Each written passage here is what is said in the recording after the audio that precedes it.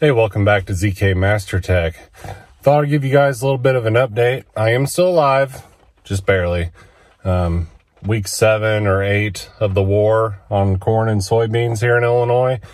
We finally defeated the X9s and the S700s. Now we're out working on 70 series and tractors, and I think we got most of the beans done, so most of the farmers are working on corn and tillage right now.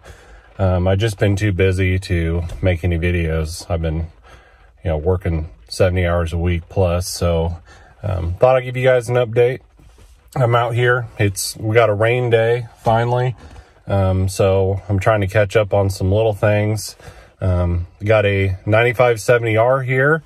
Went out and looked at it yesterday, and the operator was complaining about low airflow out of the cab vents. So went and looked at it, started it, ran it.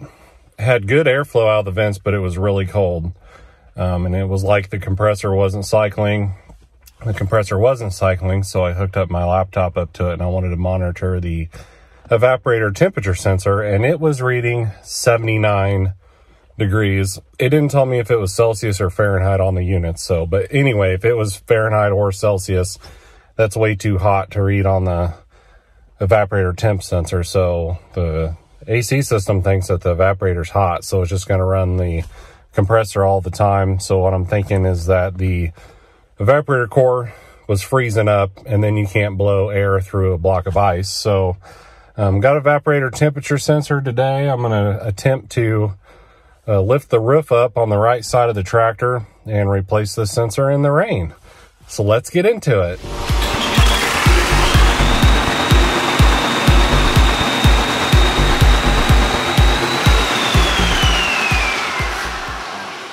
All right, it's time to gear up. We gotta take the roof off, so I know we're gonna need, I'll lift it up here. A little 15-16 socket going to 3/8. Oh, I left that in there too. A 10. And we're gonna need an impact. I'm thinking 90-degree Milwaukee impact. Oh, and I do have some new Milwaukee Impacts to show you guys. I do have the new Gen 3 high torque 1/2 inch, and I have the new 1 inch Milwaukee Impact, and I got a couple new 6.0 Forge batteries. I also got a new holders for some M18 and some M12 batteries. I got these on Amazon. I'll try to put them in my Amazon storefront, be a link in the description. So allowed me to put some extra batteries in place there. So we're gonna need the 90-degree. We're gonna pair it up with a 5. Is that a 5? No, this is a 5. There, let's get this roof up. Right, got the bolts out of the roof, got it propped up with a block. In here, you can see our evaporator core and heater core. Now the evap temp sensor is that little guy that probe going into the evaporator. Wiring harness comes across, and there you got the connection right there. So I'm going to try to yank that guy out. Okay, and there it is. Got that probe ripped out. Boy, I could barely reach it in there. I'm standing on the fuel tank and 1 foot over here, and I'm 6'4", and I could barely reach in there. Yanked it out with some pliers, so I'm gonna install a new probe. All right, new probe is in. Just gotta zip tie it down. We'll set the roof down and we'll check the data. The tractor fired up. We got the AC on. I'm soaking wet, so that's a little nipply. And looky there, evaporator temperature 1.52. That's a lot better than 79. Seems to be a little bit more accurate. It's got to be in Celsius. As you can see, our cab temperature set point is low. Cab air temp 12.5, outlet air 7.5. Our clutch status is on. If it's off, it says off there. So yeah, now our temp sensor is working correctly. Gotta love rain days. farmers get the day off and we have to go work on the stuff in the rain.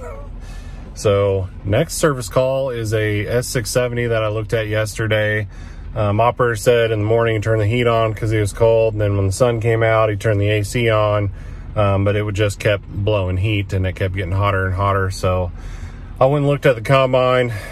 I was looking at the data for the air temperature door because the combine doesn't have a water valve to control the coolant going into the heater core for heat. It just controls a little door to either shut the airflow on or off to the heater core, and there's a little actuator that controls that. So pulled the roof off and pulled the actuator off, and I found that the gear inside of the actuator had actually broken, and that little plastic white gear is actually splined onto that little black plastic shaft, and when the gear breaks, the splines just slip. So sometimes the spline would catch and it would move the door, and then it would just fall back down.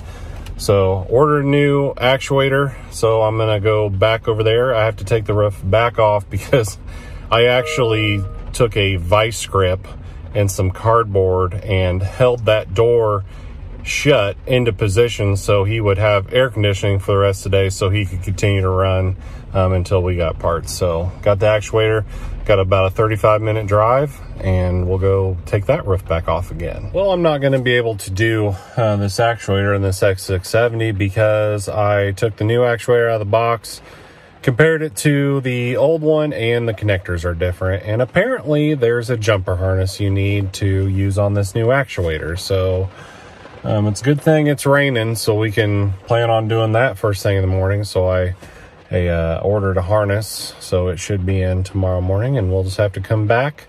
We'll just put a pin in this situation. Now we're going to jump over, I don't know, probably about 15-minute drive. We're going to go look at a fan drive. Got a fan speed low code on an 8320R, so let's go check that out. All right, so we've got an 8320R here. The customer says that the tractor is getting hot. The coolant temp is getting between 212 and 219, and when it gets really hot, it sets a code for the fan speed low. So on this older one, it is more, the fan drive is more set up like a 30 series tractor was. So you got the fan drive on the right hand side instead of the left. I went ahead and took my belt gauge here and check the width of the belt. If it fits into the gauge, it's time to replace the belt. Also, there is a part update. They have a new belt that's a little shorter and wider to go on these to get a little bit more service life out of them. But we're gonna go ahead and run this engine. We're gonna look at the speeds and see what the top end speed of this fan drive is when I command it all the way high. And that'll kind of give us an idea whether we're losing that top end speed whenever the ECU is commanding full speed out of the fan whenever the coolant temperature is getting high. Okay, so we're into the ECU addresses right here, and we're looking at address 40 and 41. So address 40 is our actual fan speed, and 41 is our desired fan speed. So they're matching pretty closely. It looks like the ECU just commanded it to go slow. It was like 800 something, now it's 495. And boom, it kicked it back up. So it's moving that fan speed around because the AC is engaged. So when you turn the air conditioning on, it bumps up that fan speed a little bit. But it is a little slow, as you can see here.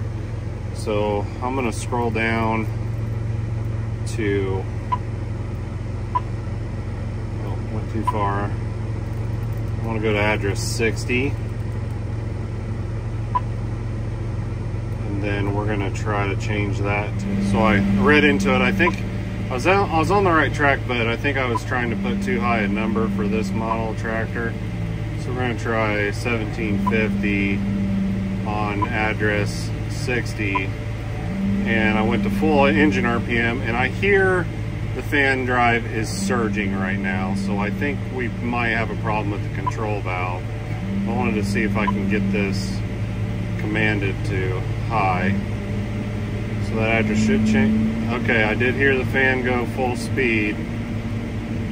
So I was trying to put 1800 in there and it didn't like it. So we've got her maxed out. We're gonna read what actual and desired is here. So yeah, 1732, it's supposed to be 1750. So that probably is our belt width, not allowing us to hit that high speed. So let's turn 60 back to 0. She could just calm down for a second here. Should hear the fan go down.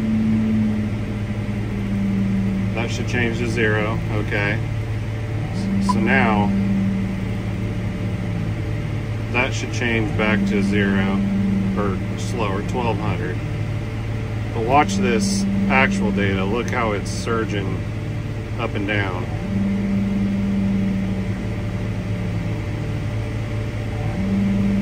And I'm going to show you what I'm talking about here.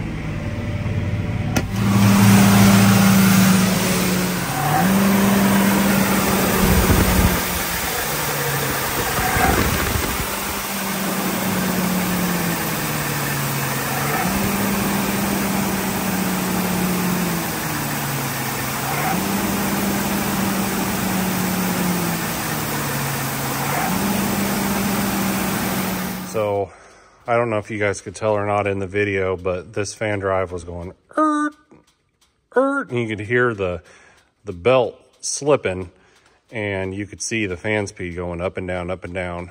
It was doing it at high idle. So you got a control valve here. So this is getting transmission oil pressure, and then those solenoids right there is the control valve, and that's what's causing the pistons inside of here to either go in and out. So we're going to need to replace this control valve, but I did notice that this boot is really soft and it's not staying put. It's like going like that. It's not staying hooked on the right there where it needs to be. So I need to get this boot off and investigate inside there. If there gets grease or oil on this boot, it'll soften the rubber to where it doesn't stay where it needs to be anymore. So we'll get into that. I need to see if we've got a control valve. And also I did notice a boost leak when I was running the tractor, and I had boost leaking out right here on this pipe connection here. So there's no clamp or anything on these pipes. It just slips over an O-ring, and I think that O-ring has failed right there. So we need to look into getting parts for that too. See that pipe there? So it doesn't look too pretty inside there. It almost looks like there's a seal out or something on that shaft. See if I can get it to focus. The light's too bright. Anyway, we're gonna have to tear into that. So I got the outer sheave and the belt off here and went to check the bushings on this thing, and they are just smoked. Get this off here. I'm gonna need 2 hands. All right, well, you can't get this sheave all the way off without taking this shield off, but I got it off enough to where I could tell that the bushings are gone in this thing. So we're going to replace the control valve to fix the surging. We're gonna replace the fan drive and the driven. We're gonna update those to the new unit so the customer won't have to worry about this anymore. So I got parts ordered for the morning for that. So we'll pack up and head to the next job. All right, so it looks like tomorrow's project is we got to go back and do that actuator on the S670, and then I'll have to stop by and rebuild the fan drives, basically ripping out the drive and the driven and installing new improved dry driver units. So now I'm en route to a 9530T. The AC compressor clutch locked up, shucked the belt, and took out the hose on the front of the fan drive. So we're gonna go take a peek, and I got parts being ran to me right now to fix the AC compressor and the belts and the hose and stuff like that. So let's go check that guy out. All right, we're here. 9530T. Oh. That's always a good sign. Carnage. Sure. Ow. Uh-oh. Clutch is, oh, got some more.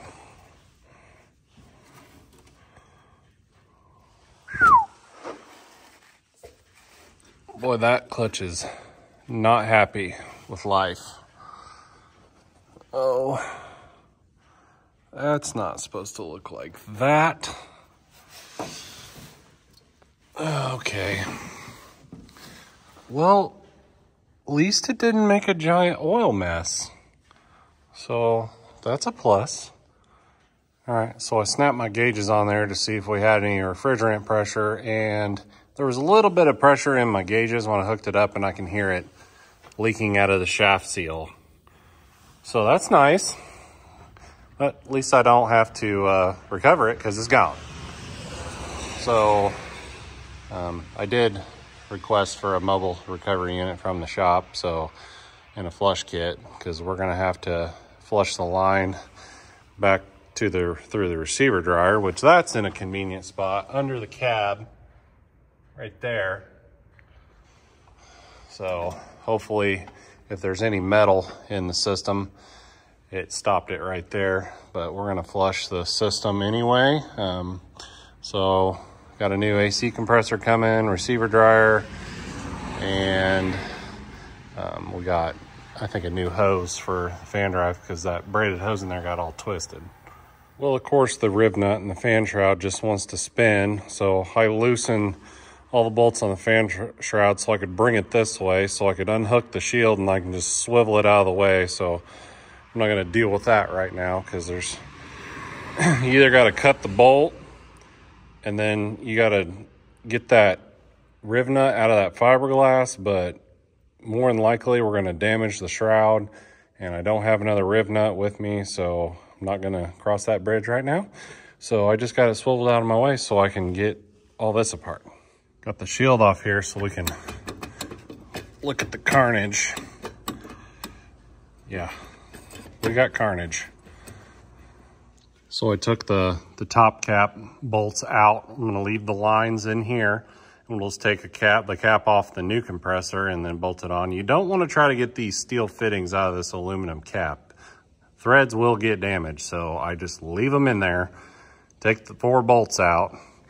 Now, I got the 2 bolts out here because they use those on the shield that was over here.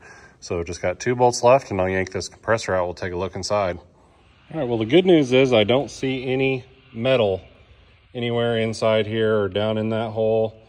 So I don't think we had too much internal damage in here. I think we just had a clutch failure, and then it got so hot it took out the front shaft seal and leaked out all the refrigerant. So that's good news there. So I got the AC compressor off. I'm still waiting on parts, so I'm gonna go ahead and take that receiver dryer off underneath. All right, so I did get my big body in there, and I got that receiver dryer changed out. I had that line off there, ran some AC flush back through to here.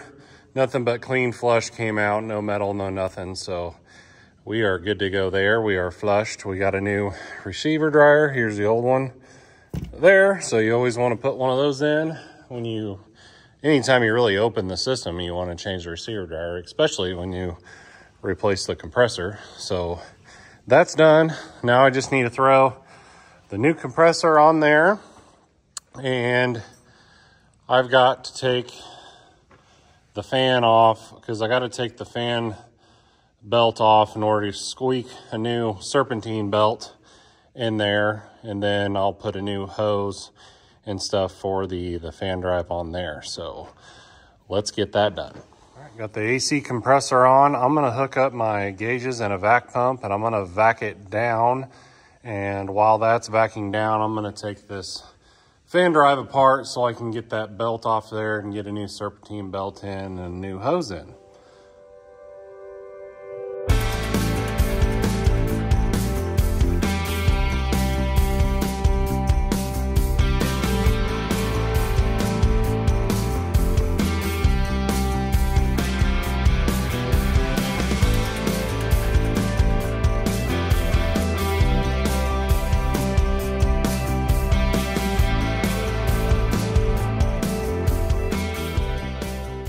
Okay, well, I'm gonna pull this fan out, and I have to pull this fan drive out because the vent bolt is broke off in the rotor union. So I'm just gonna install a new rotor union kit in it, but it's a pain in the butt to do that with the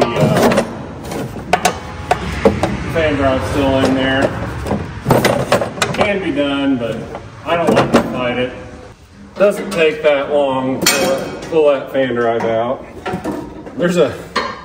I'm sitting in a rock basket that's bolted to the side of the frame, which is kind of nifty.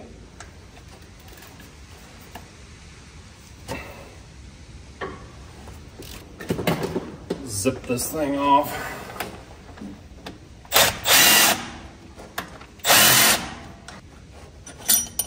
Long bolts.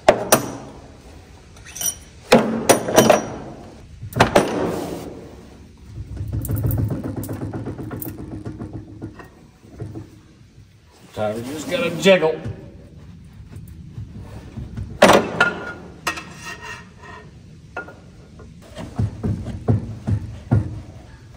Come on.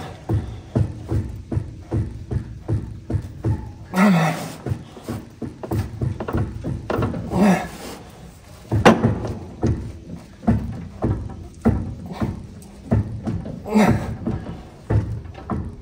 Tight.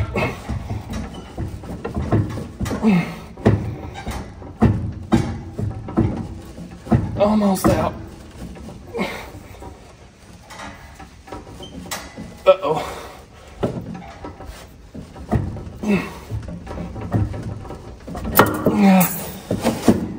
Little bugger.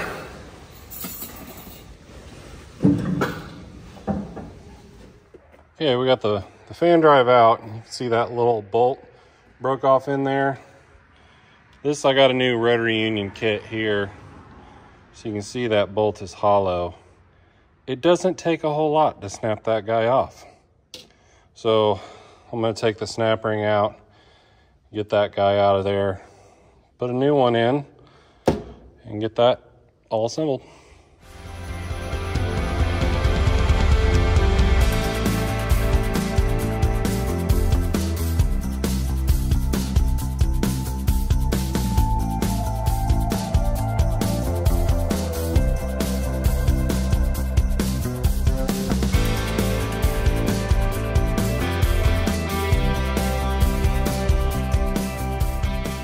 All right, new rotary union kit. So I go ahead and put these hoses on because you can rotate this and get all those bolts in and then torque them down, because it's a pain in the butt to get those started in there when it's in the tractor. I time-lapsed that part, but if you guys want a more detailed rebuild on fan drives, where I rebuild the upper and lower fan drives and install new rotary union kit, check out this video right here.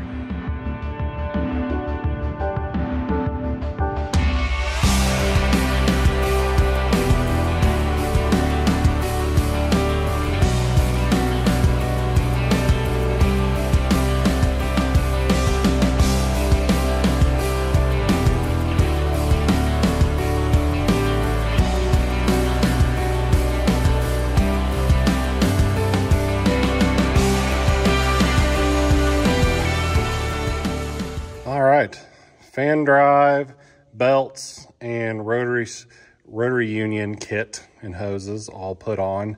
You just run that vent line down that hose and then it ends up down there.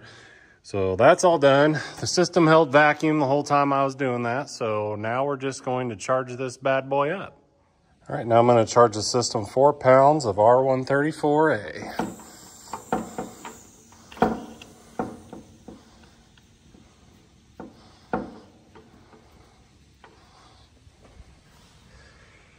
Drink up, little buddy.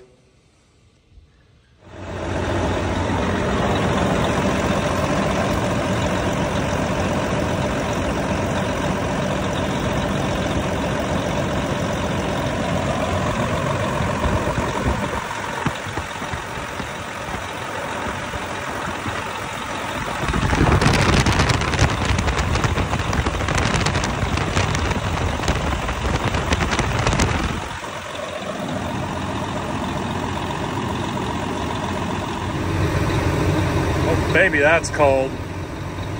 It's not very warm outside. It's only 63 degrees. That's why my pressures were lower, but it's got 4 pounds in her. It's working good.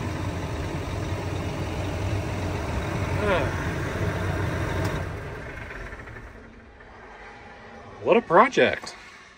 All right, got all the shields back on. This bad boy is done.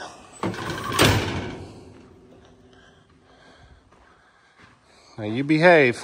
All right, so I think I'm all caught up with field work for now, but I'm gonna take you guys back to the shop and show you some Carnage. Do you guys wanna see some Carnage? I know, it's pretty cool. We got a combine back at the shop that ate a rock and did some major damage. Also, I'm gonna show you guys a couple new Milwaukee Impacts that I got, and I think you're gonna dig that. So I'm gonna drive about 30 minutes back to the shop and I'll show you. Wow, we made it back home. Wonder what Josh is up to.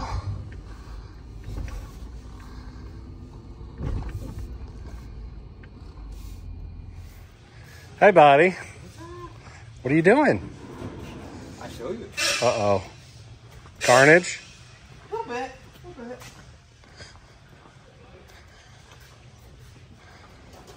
You got fan drive Carnage too? No, I have deletion on gasket. Oh. Apparently after 84 hours, you just blow the gasket out. Why? I don't know. Patty, are you okay? No. Do you need a hug? I want beer. Well, okay then. That's mint, Josh. You like that? Yeah, he's got the leakies. All right, here it is. This combine ate a rock.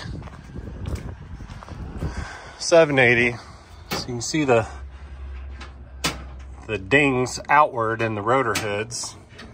And then we have full deletion of concave. Give that rotor a spin if you can. Oh, there's one missing. We got parts inside. I hear parts inside. Yeah. We got broken threshing elements for sure.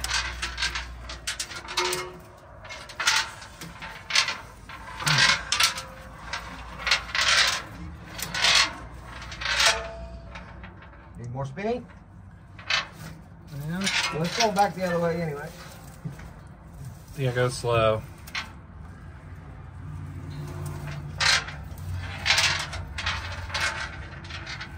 Well, that threshing element's gone. Just gone. Oh boy. Let's go the other side. Oh boy. Look how bent that frame rail is. Wow. Yeah, so now the rotor's got to come out to replace that frame rail. What happened in here? Oh. It deleted that bottom half. It deleted that one. Yeah. Do we have broken tines in there? Not that I seen over here. Wow. Where'd that grate go? Never land. It went bye-bye? They went bye-bye. Wow. The return pan's all bent. Oh, yeah. Oh, man, it just blew it out. Got a ding outward there. Oh, buddy. Well, I don't see any visible carnage. No. Looks like, my guess is it ate the rock, broke the threshing elements, Spit it out the bottom. spit the rock out that big hole in the concave, and then the rest of the threshing elements went out the back, blew the separator grates out. Mm-hmm. Mm-hmm. And then we shut her down. Yeah. Because Oh, yeah, you can tell there's some carnage against the back wall there. yeah. So it did, something went through. Some chunks went through that way. But the chopper looks pretty good shape. Yeah. So yeah, still a massive job to do. What other Carnage do we have, Josh? Where's that one, that 680 over here? This one. You want to see this? Oh, yeah. Boy, it is sloppy. Chopper delete option. Oh, yeah.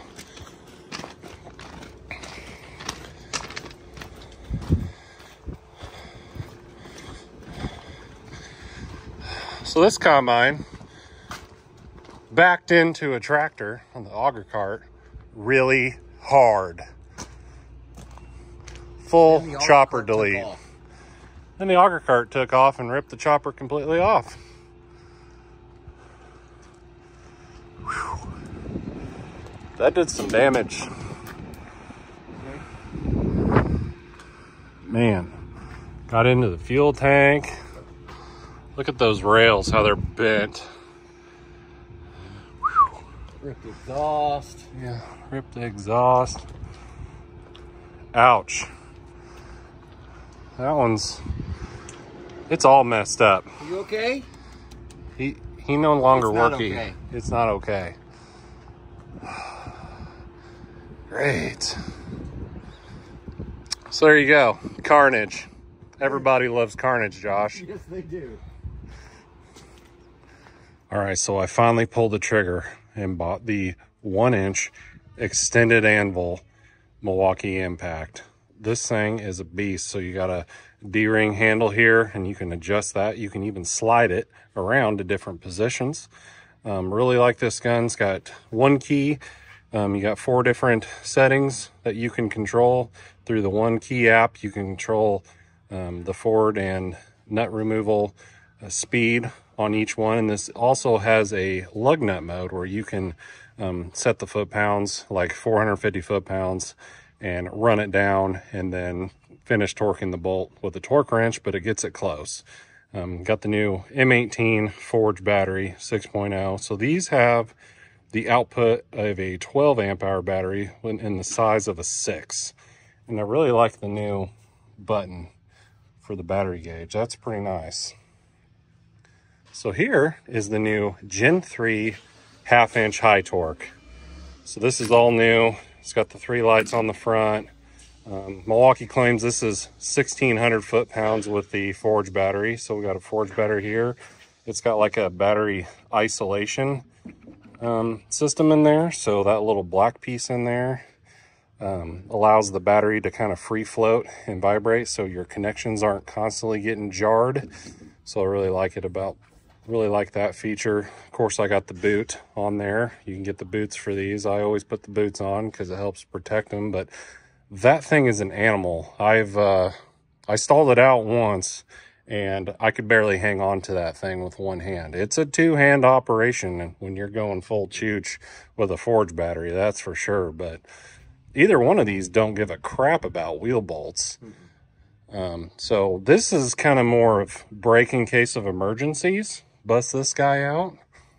This is going to be, you know, your everyday taking stuff out. My go-to going from, I don't know, 18 to 36 or so. So I really like these new Impacts. So I got the new 1-inch Milwaukee with the new Forge 6.0 battery. 2,000 foot-pounds. Give her a test, Josh. It doesn't care. Woo! Boy, that thing's a beast. Here, try the new Gen 3 high torque. Yeah, it really doesn't care. Nice.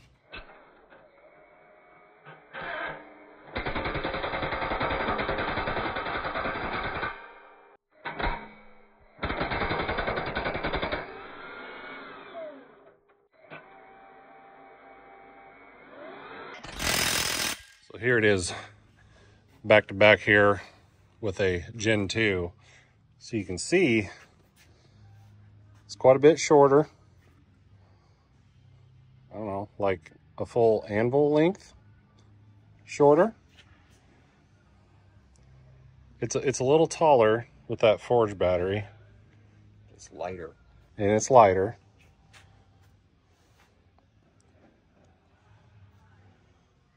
So there you go. There's a size comparison. All right, well, that's going to do it for this episode of ZK Master Tech. We had repairs, we had Carnage, and we had new tools. It doesn't get any better than that. But stay tuned. We'll go back and do the fan drive on the A320R. So until then, keep that green iron moving.